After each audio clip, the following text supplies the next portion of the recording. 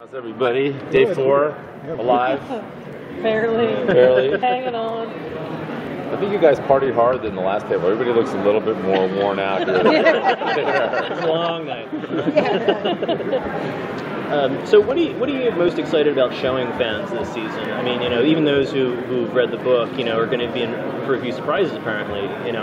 Can you tease us about any of that? If not in detail and tone or I think that, well, first of all, I just think the fundamental idea that interested me was upending the vampire genre and doing scary vampires and returning sort of vampires to their roots. They're not romantic, brooding creatures.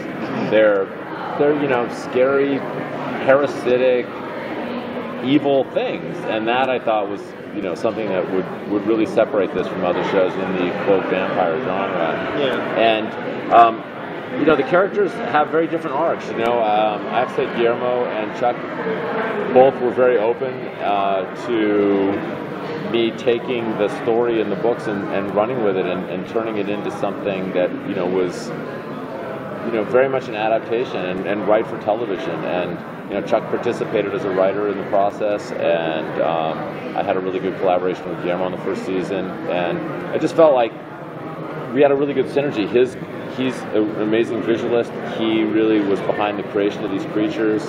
I sort of oversaw the storytelling, and we did a lot of changes. I mean, like Richard Samuel's character is a composite of 2 characters in the books, and he doesn't have that big a role in the first book, but he's got a huge role in the first year of the show.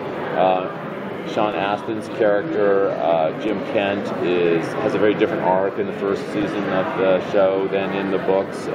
So in many ways, it follows the same general narrative, but I think it's its own story and it's its own experience. And I think that I think if you tether yourself too tightly to the underlying material, you're just not going to make the best version of the story. It's going to be helpful to have that connection and that conversation with Guillermo and Chuck to say, this doesn't necessarily work for TV, how can we change it? Because they have the source material kind of in their head too. So I imagine that working relationship makes it easier. Yeah, I mean, it certainly,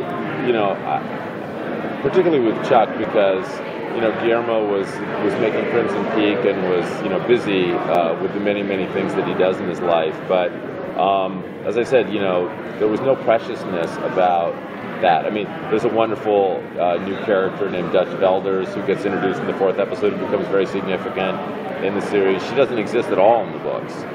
So we have a lot of new things that are in the story, and also just practically, the first book is that I turned in the first year of the show is 400 pages long. The first 200 or so pages is the pilot, and so there was a couple hundred pages left.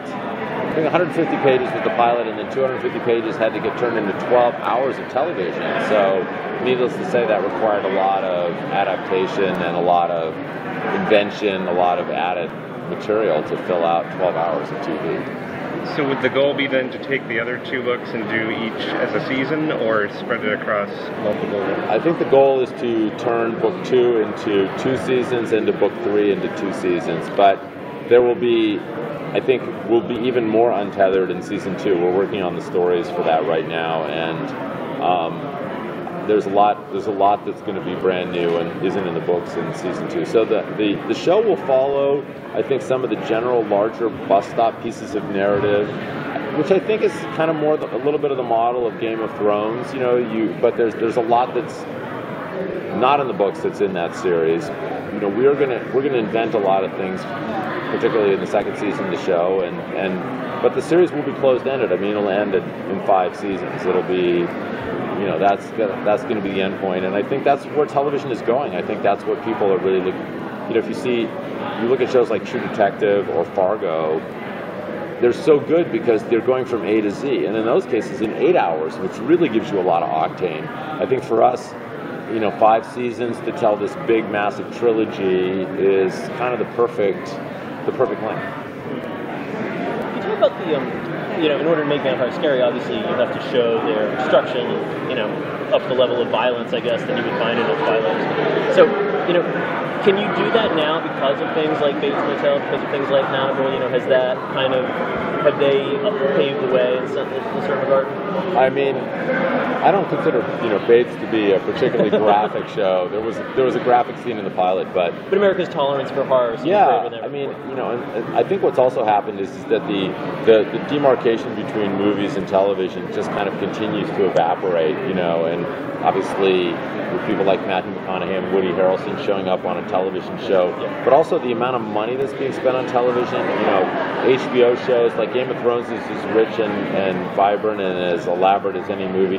I think also content-wise, FX has been extremely supportive of us making the version of the show that we wanted to. I mean, only limitations really are we can't be throwing around F-bombs or showing full nudity, but other than that, we have really no content restrictions given to us by FX, and we really told the version of the story that we would have told in whatever medium we would have done it in. So that's great. I think the audience doesn't want the artificial constrictions of the way television used to be. And you look at like CBS still does the old school model, closed-ended storytelling with very the content is mild, comforting, but on cable I think there's room to, as an artist, to fully express yourself. Sorry, guys. Sorry, this is such a short thing. Thanks, you guys.